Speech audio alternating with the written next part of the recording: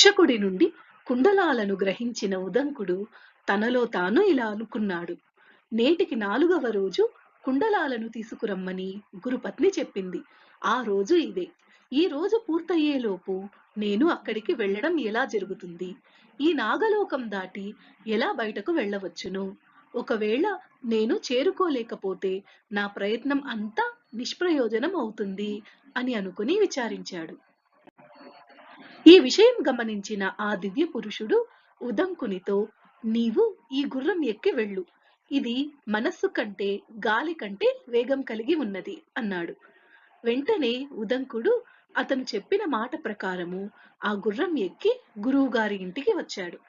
అక్కడ గురుపత్ని పవిత్ర స్నానం ఆచరించి కొత్త వస్త్రాలను ధరించి కర్ణాభరణాలు ధరించే సమయం ఆసన్నం కాగా ఉదంకుని కోసం ఎదురు చూస్తున్నది.